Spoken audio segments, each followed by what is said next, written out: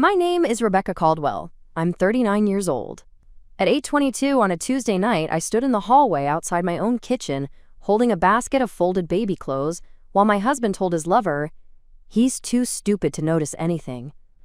He was talking about our son, our 6-month-old son, Owen, who had been asleep upstairs in his nursery with one fist curled against his cheek and a blue whale blanket tucked beneath his chin. I did not move. I did not drop the basket. I did not walk into the kitchen and ask my husband why a woman from his office was standing barefoot beside our sink, drinking from my favorite ceramic mug, while he leaned close enough to touch her shoulder. I just stood there. The house was quiet except for the low hum of the refrigerator, the soft click of the baby monitor receiver clipped to my waistband, and my husband's voice floating through it with perfect clarity. His lover laughed and said, "You really think Rebecca won't figure it out?" And Paul answered, "Rebecca notices what I tell her to notice. She's exhausted. She's boring now. She thinks the baby monitor is for the nursery." That was the first time I understood something important. Paul did not underestimate my intelligence because I had become stupid. He underestimated it because I had become useful. Useful women are invisible in a very specific way. We are the ones who wash the bottles, sign the pediatric forms, remember the mortgage payment, fold the onesies, order the diapers, and keep the whole house breathing while someone else walks through it believing the air belongs to him. What Paul did not know was that the baby monitor he mocked had 2 receivers. One was upstairs beside Owen's crib. The other was in my hand. And every word from that kitchen had been recording automatically since 7:58. I didn't cry. I didn't scream. I just set the basket down silently beside the linen closet and listened. If you're watching or listening from somewhere tonight, tell me what part of the world you're in and what time it is there. I always wonder who is hearing these stories while feeding a baby, cleaning a kitchen, driving home from work, or sitting quietly after someone has made them feel small. And if stories about women who are dismissed, betrayed, and expected to stay too tired to notice speak to you, like this video, subscribe, and stay with me. Because by the following Saturday at 1:30 in the afternoon, Paul would be standing in front of both her families at Owen's baptism luncheon, listening to his own words play through the speaker system. And everyone would finally understand that the woman he called exhausted had been awake the whole time. This is that story. Paul Caldwell and I had been married for 9 years when our son was born. We lived in Willow Creek, Ohio, in a pale yellow craftsman house on Hartley Avenue, 4 blocks from the public library and 2 blocks from the little park with the red swings. The house had a wraparound porch, white columns, and a narrow backyard where Paul once promised he would build a vegetable garden. He bought cedar planks, stacked them behind the garage, and forgot about them for 3 years. That was Paul's way with promises. He liked the purchase, the announcement, the admiration. He had less interest in the work that came after. Paul was 41, a commercial loan officer at Mason Ridge Bank. He owned 6 Navy suits, 3 watches he rotated depending on who he planned to impress, and a silver money clip engraved with his initials. He liked restaurants where the waiter remembered his name, golf shirts with small logos, and telling people he was, quote, in finance, though most of his days involved approving loans for dental offices, HVAC companies, and small regional developers. I was a speech-language pathologist at Briarwood Elementary. Before Owen was born, I worked with children who struggled to say the words the world expected from them. Some had apraxia, some had autism, some had trauma wrapped so tightly around their throats that even simple sounds took courage. I loved my work because I understood silence. Not all silence is emptiness. Sometimes silence is effort. Sometimes silence is protection. Sometimes silence is a child trying to survive a room that has not yet learned how to hear him. Paul used to say he loved that about me. "You're patient," he told me when we were dating. "You don't need to fill every space." Back then, I thought he meant I had peace. Years later, I understood that some men love quiet women because they believe quiet women will not correct the story. When I met Paul, I was 30. He was charming in that polished bank lobby way. He opened doors. He remembered my coffee order. He sent flowers to my school after our 3rd date with a card that said, for the woman who notices everything. He proposed 18 months later on a snowy Friday evening at Wren's, a restaurant downtown with exposed brick walls and candles in blue glass holders. I said yes because I loved him. That is important. I did not marry a villain. I married a man who knew how to be gentle when gentleness served him. Our first years were ordinary and sweet enough to keep me believing ordinary was the same as safe. We had Sunday pancakes. We took one vacation every summer. We argued over paint colors and laughed about it later. We hosted Thanksgiving twice, and both times Paul forgot to thaw the turkey until I quietly fixed the problem with cold water, patience, and 4 phone calls to my mother. But even then, there were signs. Small ones. The kind you explain away, because they do not look large enough to become a life. The first happened at a dinner with his coworkers 3 years into our marriage. It was February 11th, and we were at a steakhouse called Marrow's, where the lights were low and every table had a little brass lamp. Paul's supervisor at the time, Grant Leland, asked me what I did for work.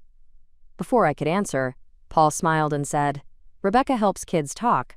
Basically, she gets paid to tell children to use their words." Everyone laughed. I smiled because the table expected me to. Grant's wife, Eleanor, said, "That sounds meaningful." "It is," I said. Paul leaned back in his chair. "It's very sweet work, very nurturing." Sweet, nurturing. Words that sound kind until they become a box. On the drive home, I said, "I wish you wouldn't describe my job like it's a hobby." Paul sighed before I finished the sentence. "Rebecca, it was a joke." "I know." "Then why are we discussing it?" "Because jokes can still reveal what you think." He tapped his fingers on the steering wheel. "There it is," he said. "What?" "The therapy voice." I looked at him. "I'm not using a therapy voice." "You're analyzing me." "I'm telling you something hurt me." He laughed once, softly. "Same thing." I turned toward the window and watched the streetlights slide across the glass. That was the first time I remember shrinking a feeling so the night could end peacefully. The second sign came when we started trying for a baby. It took us 2 years. 2 years of ovulation tests lined up beside the bathroom sink. 2 years of appointments. 2 years of blood work, calendars, vitamins, disappointment folded into fresh sheets every month. Paul came to the first fertility consultation and sat beside me with his hand on my knee. He looked concerned, attentive, perfect. Then the doctor ordered tests for both of us. Paul's hand lifted from my knee. "Both?" he asked. The doctor nodded. "Yes, fertility is evaluated as a couple." Paul smiled tightly. "Sure, of course." On the way home, he was quiet. At 7:06 that evening, while I was making chicken soup, he said, "I just don't like the implication." "What implication?" "That something could be wrong with me." I stirred the pot. "There may not be anything wrong with either of us." "But people always assume it's the woman." I turned from the stove. "Do you hear yourself?" He looked annoyed. "Don't make this into something." "It already is something." His mouth hardened.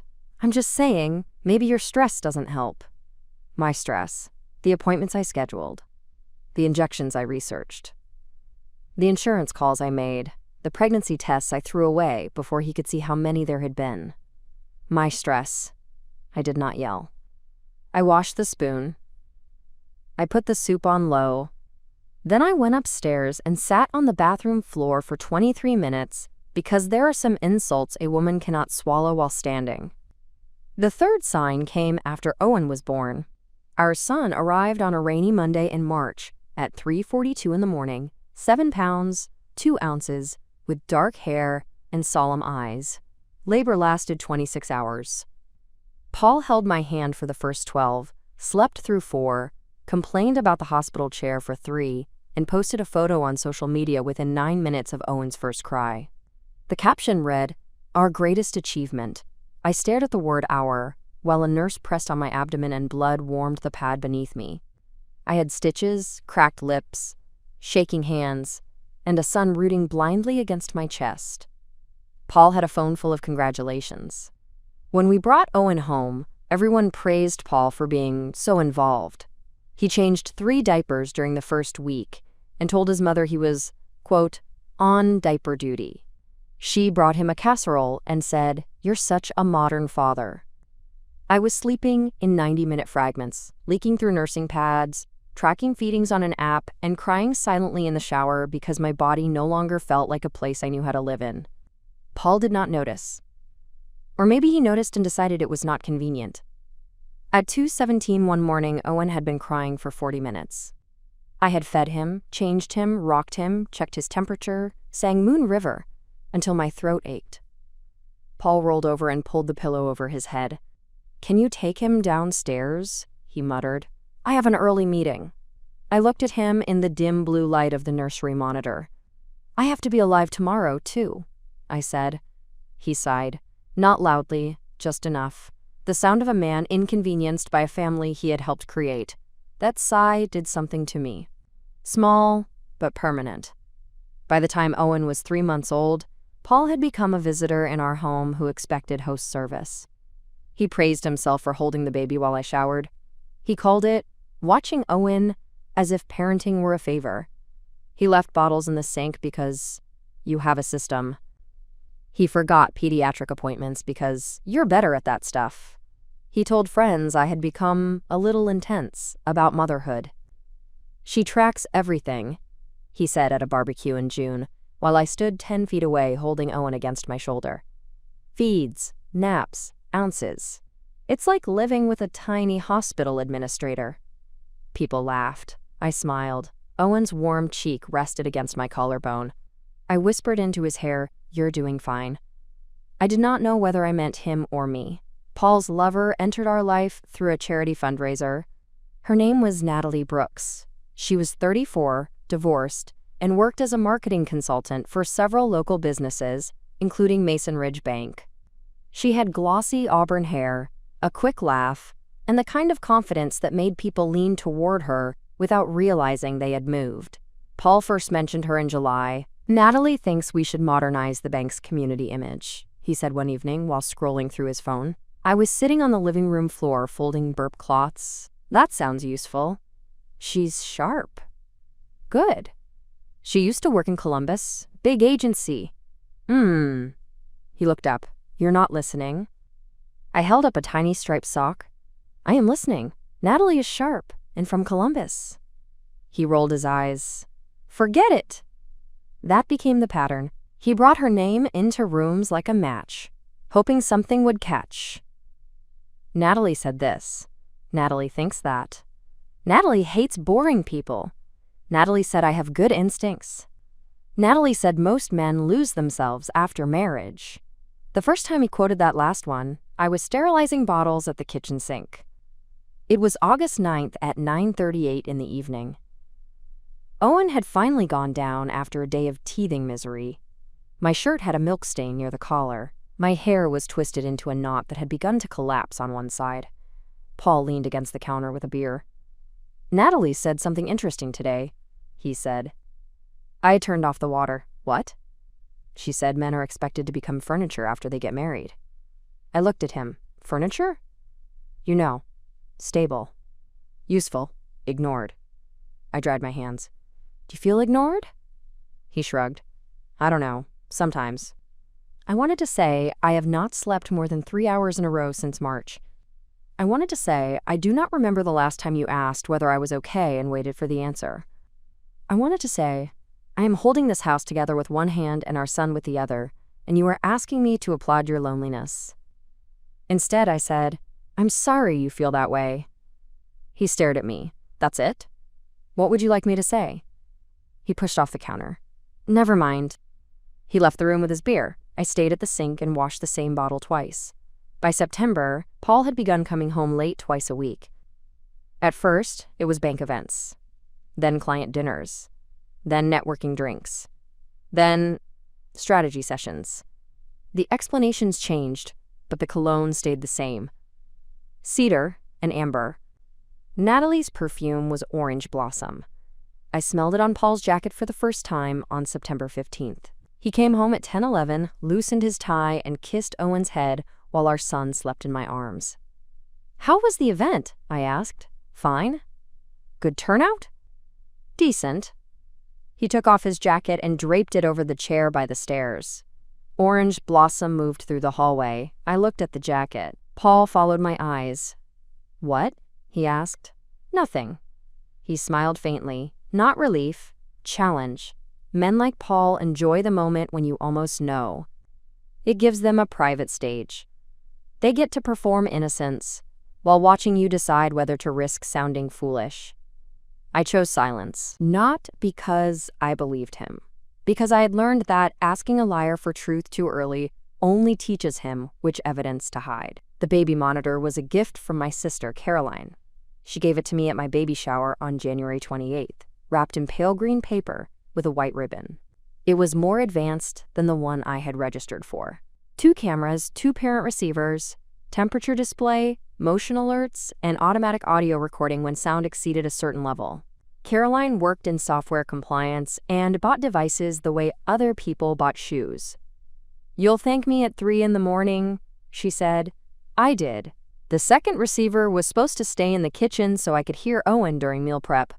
Paul never noticed it unless it annoyed him. "Does that thing have to hiss all the time?" he asked once. "It only turns on when there's sound." Still creepy. "It's a baby monitor." He smirked. Exactly. He did not know I had adjusted the sensitivity after Owen started rolling in his sleep. He did not know the kitchen receiver could pick up audio from the nursery camera and the hallway camera. And he did not know that in August, after hearing him complain to his mother that I had become foggy, I had set the monitor to preserve recordings for 30 days instead of 24 hours. I did not set it because I suspected an affair. I set it because Paul had begun denying small things. He denied saying he would be home by 6. He denied promising to call the pediatrician. He denied telling me his mother could visit without asking me first. He denied calling me obsessive about Owen's feeding schedule. "Rebecca," he said, "you're sleep deprived. You're remembering things wrong." There are few sentences more dangerous to a tired woman than that. You're remembering things wrong. So I made sure I could remember accurately. At first, the recordings captured ordinary life. Owen fussing. Me singing. The dryer buzzing in the laundry room. Paul taking work calls in the hallway. Then, on October 3rd, the monitor captured Natalie's voice for the first time. It was 4:29 in the afternoon. I was at Owen's pediatric appointment across town. Paul had told me he was working from home because of a loan review backlog. I believed the first half. He was home. The receiver in my diaper bag crackled while I sat in the exam room waiting for Dr. Malik. I heard the side door open. Then Paul's voice. "Come in. She won't be back until after 5. A woman laughed. "It feels weird being in your house." Paul said, "Don't let it. She's at the doctor with Owen." My hand tightened around the strap of the diaper bag.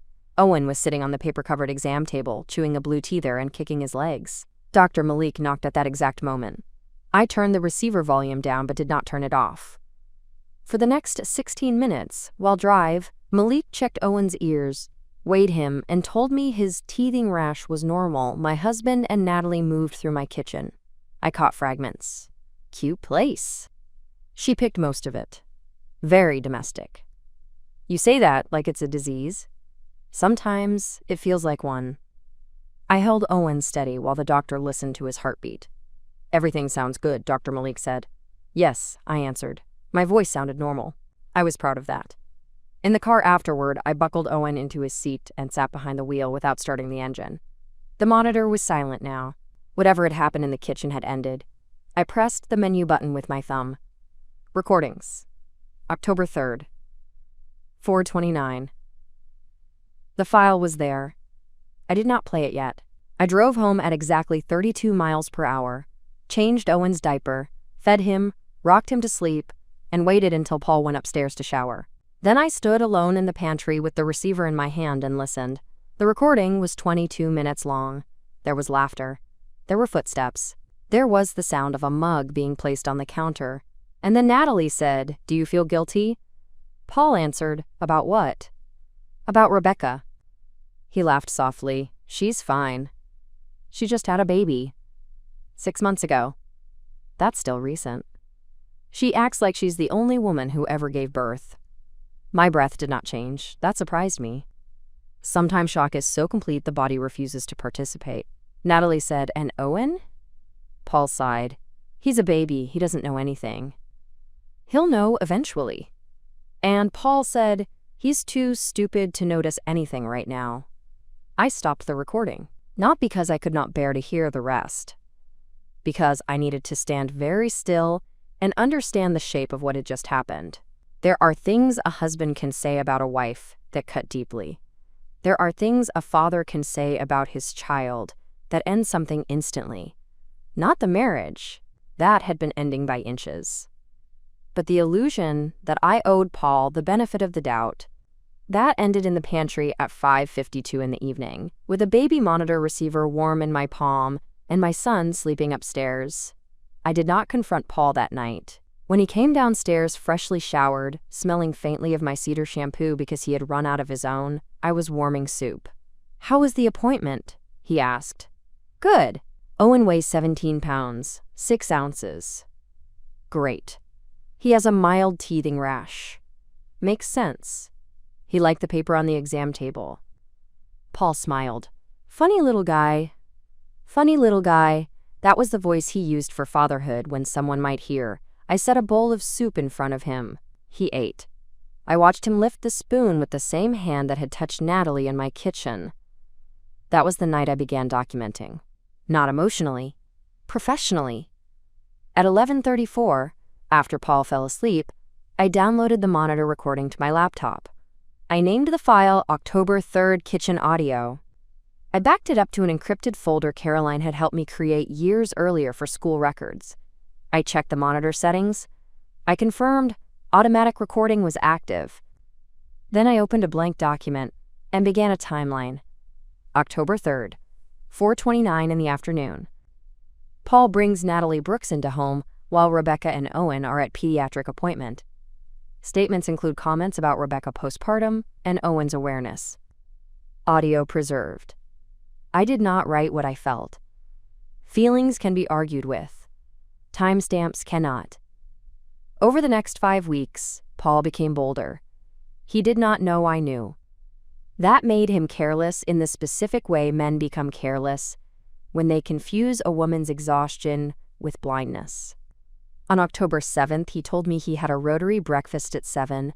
The monitor recorded Natalie in the kitchen at 7:42. She said, "You're insane for making me coffee here." Paul said, "It's just coffee." She answered, "In your wife's mug?" He said, "She has 12. Natalie laughed. I counted 1, 2, 3, 4 seconds. At 8:10, Paul texted me from his office. "Breakfast ran long. Hope Owen slept." I replied, "He did." On October 12th, Natalie came to the house at 2:18, while Owen napped and I was supposedly visiting my mother in Dayton. I had taken Owen to my mother's house, yes.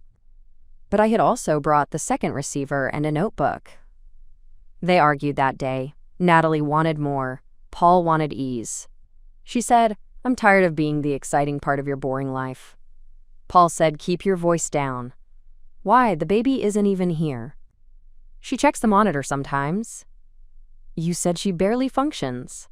"She doesn't, but she fusses over baby gadgets." Natalie said, "You're cruel." Paul answered, "No, I'm honest." I wrote that down. Cruel people often rename themselves honest because it sounds cleaner. On October 17th, Paul forgot Owen's follow-up appointment and blamed me. "You didn't remind me," he said, standing in the kitchen with his tie half knotted. "I put it on the calendar. I don't check the family calendar." "That is not the calendar's fault." He stared at me. "You've gotten very sharp lately." "No," I said. "I've gotten rested enough to answer." It was not entirely true. I was still exhausted. But I had learned that exhaustion does not erase intelligence. It only slows the body that carries it. Paul's eyes narrowed. "What's that supposed to mean?" "It means Owen's appointment is at 9:30. I'm leaving in 10 minutes. He looked toward the stairs. "I have a meeting." "I know. You can handle it?" "I have been handling it." That was the first time I saw unease cross his face, not guilt. Unease. He had felt the floor shift, but not enough to look down. By October 21st, I had retained an attorney. Her name was Mara Voss. She was 48, with silver-streaked black hair, rectangular glasses, and a voice that made even ordinary sentences sound notarized. Her office was above a bakery in downtown Willow Creek, which meant the waiting room smelled like cinnamon rolls and legal consequences. I sat across from her at 10:05 in the morning while my mother watched Owen. Mara listened without interrupting as I described Paul, Natalie, the monitor, the recordings, the financial accounts, and the baptism luncheon scheduled for November 4th. When I said baptism luncheon, she lifted one eyebrow. "Tell me about that." Paul's mother insisted. "I said, Owen will be baptized at St. Mark's at 11.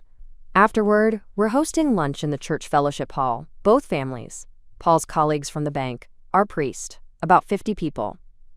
And Paul wants that event? Very much. Why? Because he likes appearing devoted." Mara nodded. "Are you planning to confront him there?" "I am planning to stop lying there." "That distinction matters," she said. "I thought so." She held out her hand. "May I hear the audio?" I gave her the receiver and the exported files on a flash drive. She listened through headphones, taking notes. Her face did not change when Paul mocked me. It changed when he called Owen stupid. Only slightly.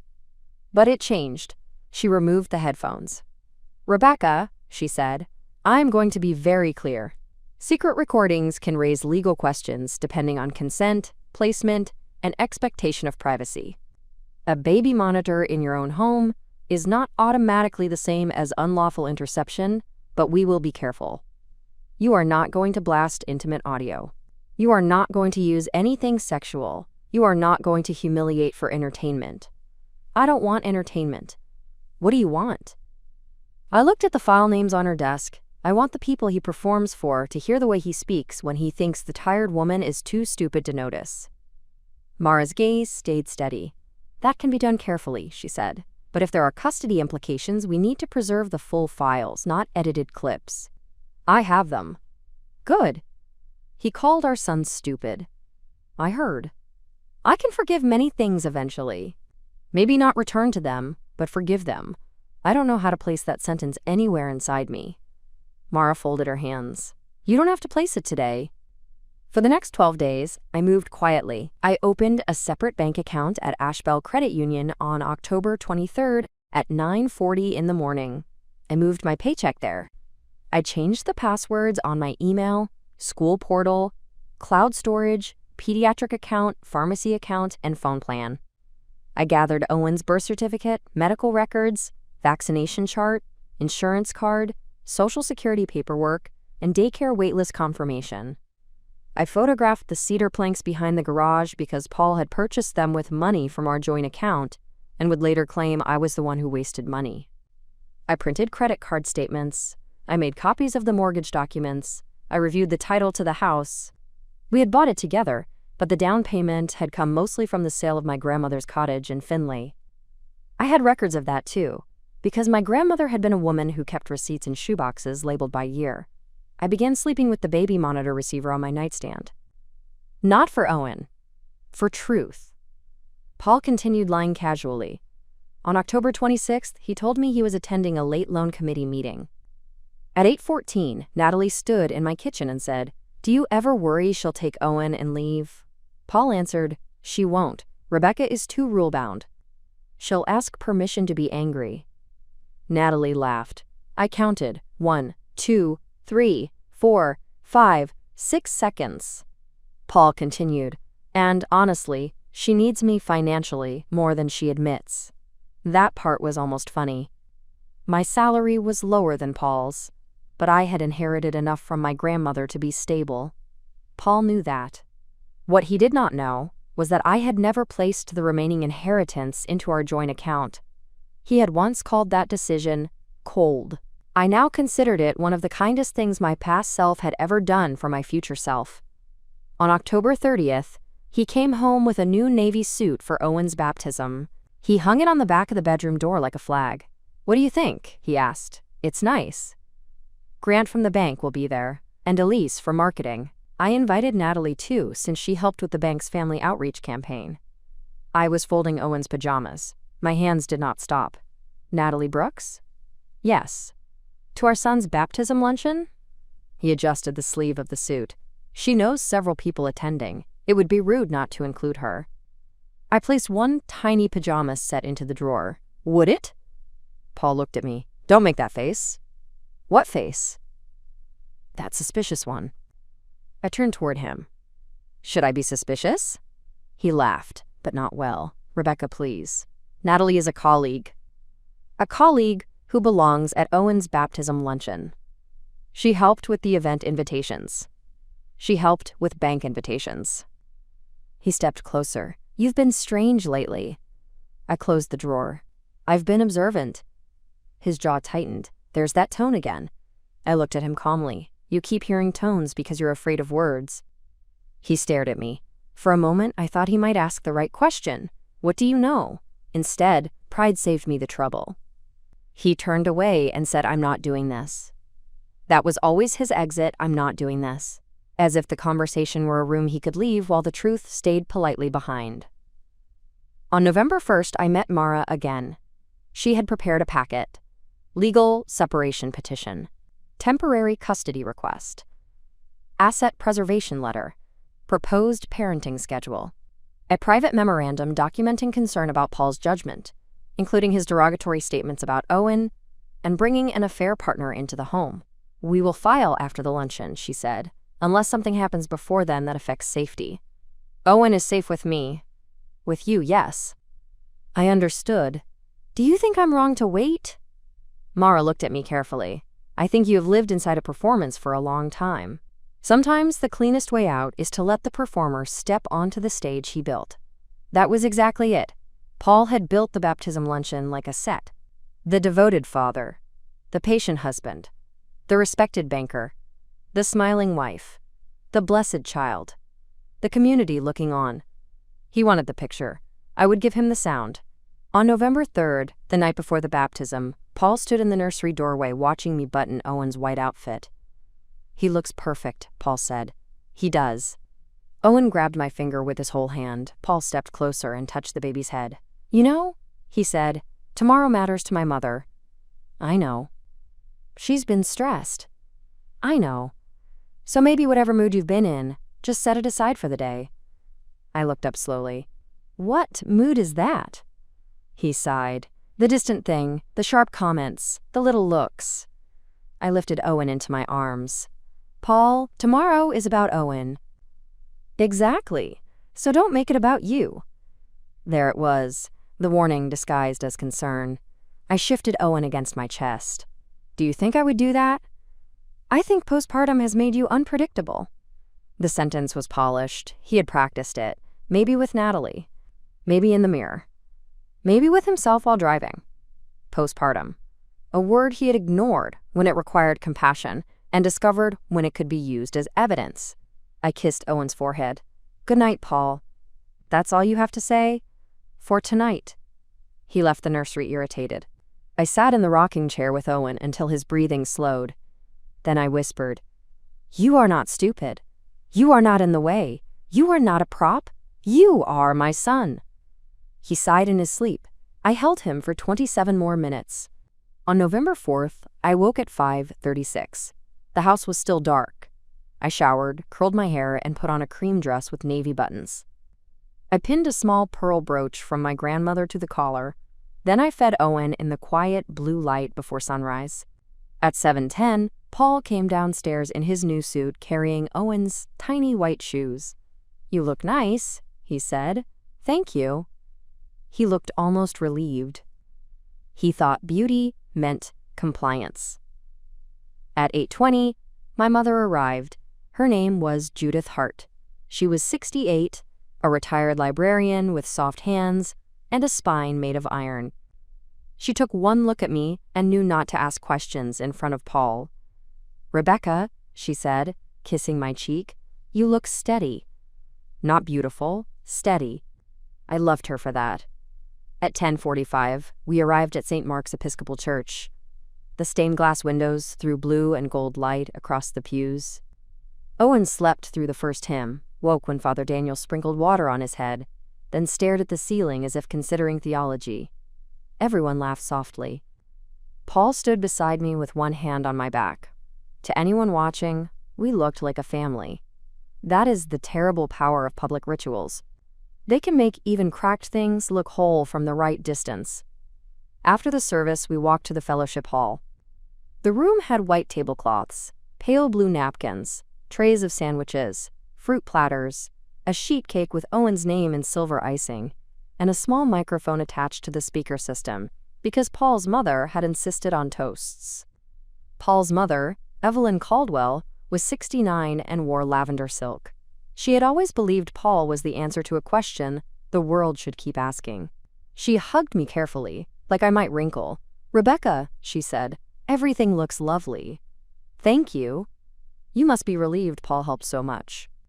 I looked at the tables I had reserved, the cake I had ordered, the flowers I had picked up at 8:15 the day before, the guest list I had finalized, the thank you favors I had tied with ribbon after Owen fell asleep.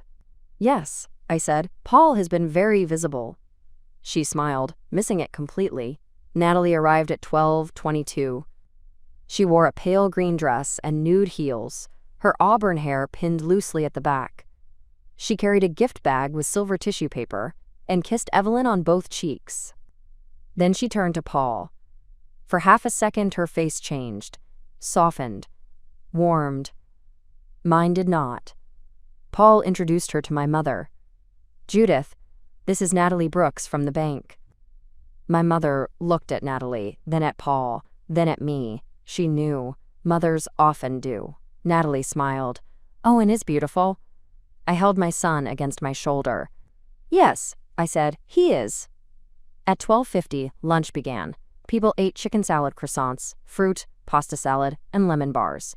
Paul moved through the room, carrying Owen like a campaign poster. People praised him. "Look at you, Dad." "Natural father." "Paul, he has your eyes." Paul glowed beneath it.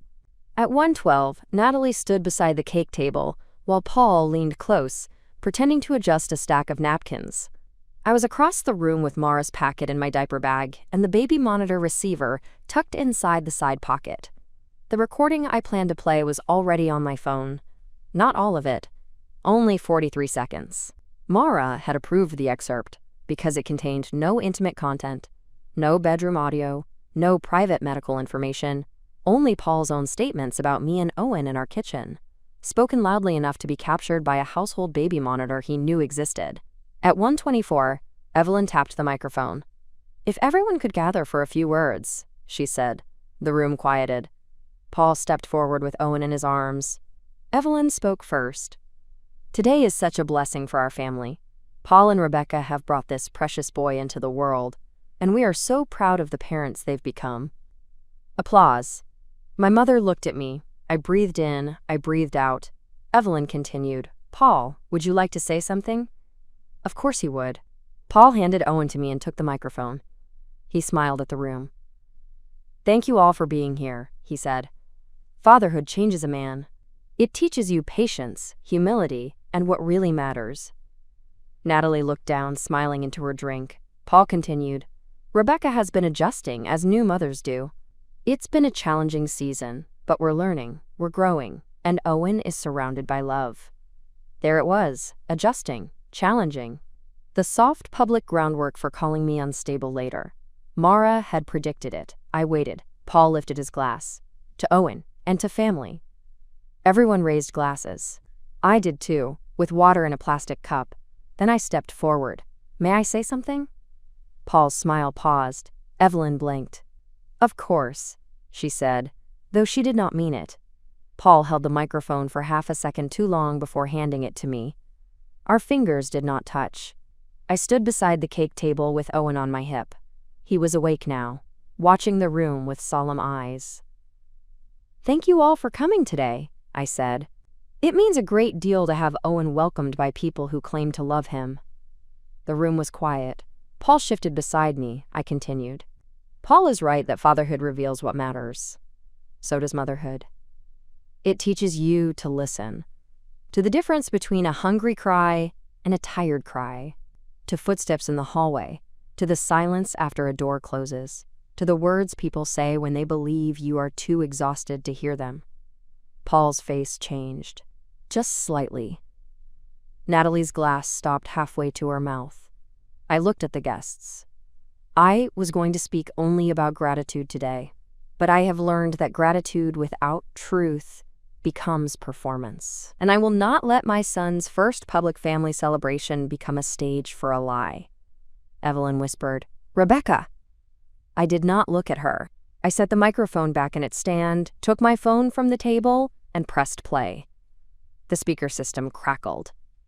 Then Paul's voice filled the fellowship hall. "She's exhausted. She's boring now. She thinks the baby monitor is for the nursery." A few people gasped. Then Natalie's recorded voice. "And Owen?" Paul's voice again. "He's a baby. He doesn't know anything." Natalie said, "He'll know eventually." Paul laughed. "He's too stupid to notice anything right now." The room went silent in a way I had never heard before. Not church silence, not polite silence, a silence with weight. Owen grabbed my brooch. I gently moved his hand. Paul stared at the speaker as if it had betrayed him. Natalie had gone pale. Evelyn's mouth was open. My mother stood very still, near the back of the room, one hand pressed against her purse. I stopped the audio after 43 seconds. Then I picked up the microphone. "My son is not stupid," I said. "He is 6 months old. He is observant, trusting, and completely dependent on adults to speak of him with care when he cannot defend himself." No one moved. I turned to Paul. "And I am not too exhausted to notice. I am not too boring to matter. I am not remembering things wrong. I heard you. I recorded what the monitor recorded in our home. I have preserved it. And after today, any conversation about our marriage, our finances, or Owen's custody will happen through my attorney." Paul whispered, "Rebecca, don't." The microphone caught it. Everyone heard. I looked at him. "You already did." Natalie set her drink down. "I should leave," she said. No one stopped her. She walked toward the exit in nude heels that clicked too loudly against the fellowship hall floor. At the door, she looked back at Paul. He did not follow her. That may have been the first clear decision he made all day. Evelyn moved toward me, her face flushed. "Rebecca, this is not appropriate." I turned to her. "What part?" She blinked. "This is a baptism." "Yes," I said. "A day when adults promise to protect a child." Her face crumpled, not from understanding, but from embarrassment. Paul reached for my arm. I stepped back. "Do not touch me." He looked around the room, suddenly aware of every witness. "Rebecca, please, we need to talk privately." "You had privacy," I said. "You used it." A man from the bank, Grant Leland, cleared his throat and looked at Paul with a banker's horror at reputational risk. Father Daniel removed his glasses and folded them slowly. My mother came to stand beside me, not touching me, just present. That was enough. Mara, who had waited in her car outside because she said lawyers at baptisms made people nervous, entered the hall at 1:42. My mother had texted her one word. No. Mara walked directly to Paul and handed him a cream envelope. "My name is Mara Voss," she said. "I represent Rebecca Caldwell. You have been served with notice of legal separation proceedings and temporary custody filings. Further communication should come through my office." Paul looked at the envelope, then at me. His face was pale now, his public warmth gone. "You brought a lawyer to our son's baptism?" "No," I said. "I brought truth to it. The lawyer was just nearby." Someone near the back made a sound that might have been a laugh and might have been shock. Paul lowered his voice. "You're humiliating me." I looked around the room, at the cake with Owen's name, at the blue napkins, at the people who had praised Paul for holding his own child like a borrowed trophy. Then I looked back at him. "I am quoting you." He had no answer for that. Cruel people rarely fear cruelty. They fear accuracy. The luncheon ended quietly after that. People did not know whether to eat cake, leave, apologize, or pretend they had not heard a father call his infant son stupid in his own kitchen. Father Daniel approached me near the doorway. "Rebecca," he said softly, "I am sorry." "Thank you." He looked at Owen. "He is beloved." I nodded. "Yes," I said, "he will know that." My mother drove me home. Mara followed in her car. Paul stayed behind with Evelyn, Grant, and several people who suddenly had questions he could not charm away. At 2:36, I walked into the house with Owen asleep against my shoulder. The kitchen was clean because I had cleaned it before church. The baby bottles stood upside down on the drying rack. Sunlight lay across the floor. Everything looked ordinary.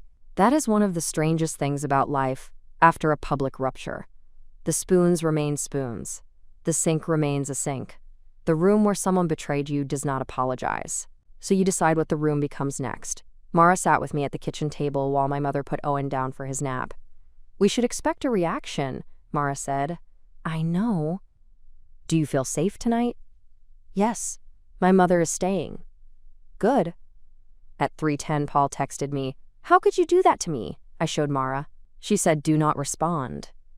At 3:12, he texted again. "You made me look like a monster." At 3:15, Natalie is saying I misled her. At 3:19, my mother is devastated. At 3:25, "This is insane. You're postpartum and everyone knows it." Mara took my phone, photographed the messages, and placed it face down on the table. "Now," she said, "he is helping us." I almost laughed, not because it was funny, because for months Paul had believed my documentation was weakness, and now his panic was becoming part of the file. That evening, my mother made grilled cheese sandwiches and tomato soup. She cut mine diagonally the way she had when I was 7. I sat at the kitchen table while Owen slept upstairs and the monitor rested beside my bowl. For the first time in months, its soft hiss comforted me. My mother said, "How long did you know?" "Since October 3rd. Her eyes closed. "That long?" "Yes." "Why didn't you tell me?" I looked at the steam rising from the soup. "Because if I said it too early, everyone would have asked whether I was sure. I needed to be done being questioned." She reached across the table and covered my hand with hers. "I would have believed you." "I know." And I did. But sometimes a woman keeps evidence not because no one will believe her, but because she has finally learned to believe herself without needing witnesses. Paul did not come home that night. He stayed with his mother. At 9:40, Evelyn called. I let it go to voicemail. Her message was 49 seconds long. "Rebecca, I know you're upset, but what happened today was cruel. Paul is devastated. Natalie is clearly unstable and took advantage of him.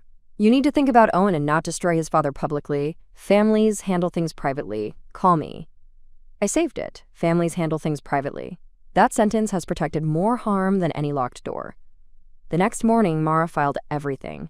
By noon, Paul had hired an attorney named Kevin Dre, who sent a letter describing me as emotionally volatile and, quote, recently postpartum. Mara read it over the phone and said, "Predictable." Does it matter? It matters that we expected it. What happens now? Now we let facts be boring and consistent. Boring and consistent. I had never loved a legal strategy more. Over the next 3 months, Paul tried every door. First, apology. Then, blame. Then, romance. Then, threat.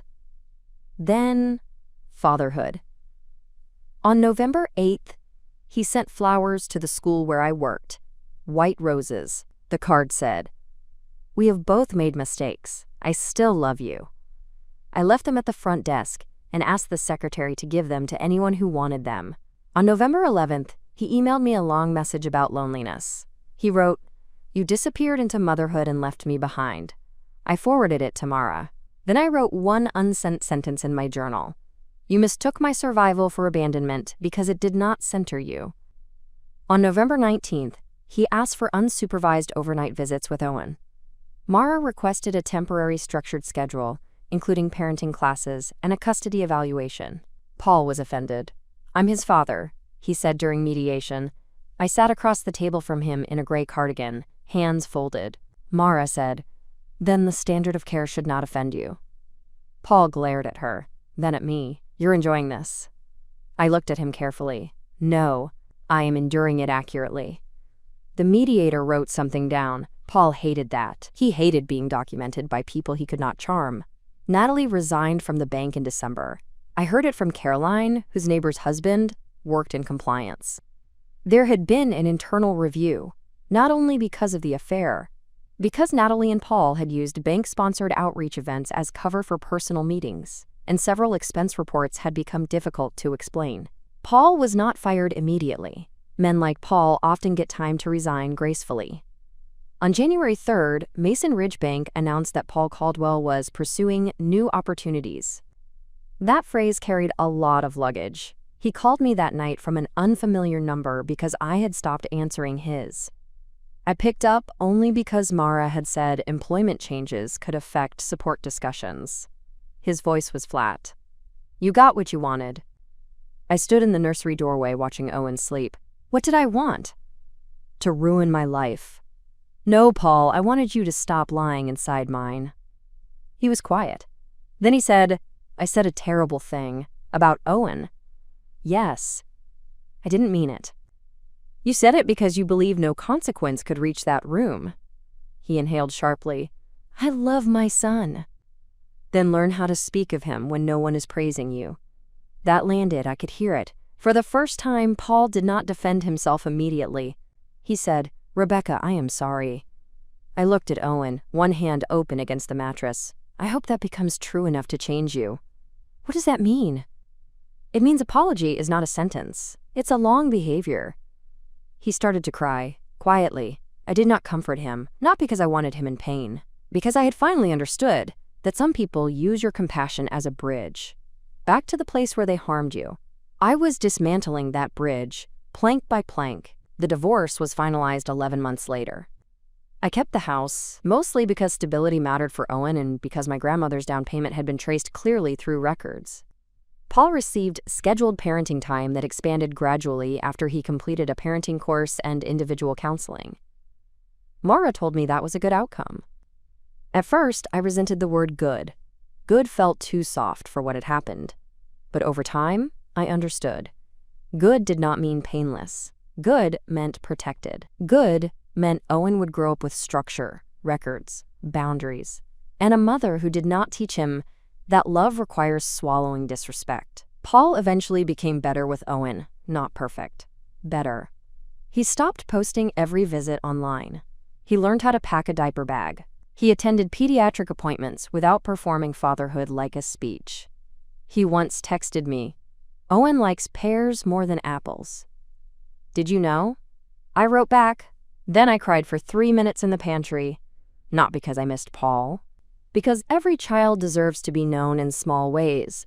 And for once, Paul had noticed something real. Natalie sent one email in February. "Rebecca, I know I have no right to ask for forgiveness. Paul told me your marriage was over and that you were using Owen against him. I believed what made me feel less guilty. I am ashamed that I entered your home. I am especially ashamed that I laughed. I hope your son grows up surrounded by better people than I was in that moment. Natalie." I read it twice. Then I replied with 4 words. "Do not contact me." There are apologies that open doors. There are apologies that close them. Mine closed it. A year after the baptism, I sat in the kitchen at 7:58 on an ordinary Tuesday night. Owen was 18 months old, standing beside the lower cabinet, trying to stack plastic bowls on the floor. He had Paul's eyes and my stubborn chin. He said moon for anything round, including plates, clocks, and once, a bald man at the grocery store who fortunately laughed. The baby monitor was still on the counter. A newer one now, simpler, no recording. I did not need the house to prove itself anymore. Owen lifted a blue bowl and said, "Moon." I smiled. Yes, blue moon. He clapped once. The kitchen windows reflected us back to ourselves. A woman at the sink, a child on the floor, warm light, clean bottles, a life not perfect but honest. For a long time, I thought the worst thing Paul did was betray me. It wasn't. The worst thing he did was assume betrayal would be safe because I was tired. That is what I want other women to understand. Exhaustion is not stupidity. Motherhood is not invisibility. Gentleness is not permission. And silence is not proof that you missed the insult. Sometimes silence is where you place it carefully, preserve it, and wait until the room is finally ready to hear what you already know. I still work with children who struggle to speak. Every week, I sit across from little ones who fight for sounds the world takes for granted. I watch them try, fail, try again, and finally push a word into the air with their whole body. When they do, I celebrate quietly, not with noise that scares them, with warmth, with patience, with respect. They remind me that voice is not only volume. Voice is timing. Voice is truth. Voice is refusing to let someone else narrate your life while you are busy keeping a child alive. If you are listening tonight while someone in your home calls you dramatic, foggy, boring, suspicious, postpartum, emotional, difficult, or too tired to understand what is happening, I want you to hear me. You are allowed to take your own memory seriously. You are allowed to document what keeps being denied. You are allowed to protect your child from the private version of a person everyone else applauds in public. And you are allowed to choose the moment when truth enters the room. Not every betrayal needs a scene. Some need a file. Some need a lawyer. Some need a microphone at a baptism luncheon and 43 seconds of a man hearing himself clearly for the first time. I did not win that day. I became responsible for my own rescue. That is different. Winning is loud and brief. Rescue is quiet and lifelong. Now, when I pass the fellowship hall at St. Mark's, I do not feel shame. I remember the blue napkins, the silver icing, the silence after Paul's voice filled the room. I remember my son on my hip, warm and trusting. I remember my mother standing beside me. I remember the exact moment I stopped asking whether I had the right to be believed. I had always had the right. I was just finished waiting for permission. So tell me, if you heard someone you loved mocking you and your child when they thought you were too tired to notice, would you confront them in the kitchen that night, or would you wait until everyone heard the truth? Before you go, thank you for spending this time with Rebecca's story. Some betrayals happen loudly, but others happen in kitchens, in whispers, in jokes, and in sentences people assume will never leave the room. If this story reminded you of your own strength, I hope you carry that reminder gently. Comment below if you have ever been underestimated while doing everything for everyone. Follow Revenge Diary for more stories about women who rebuild with dignity, evidence, and quiet courage. Your voice matters here, even when you have been taught to keep it low.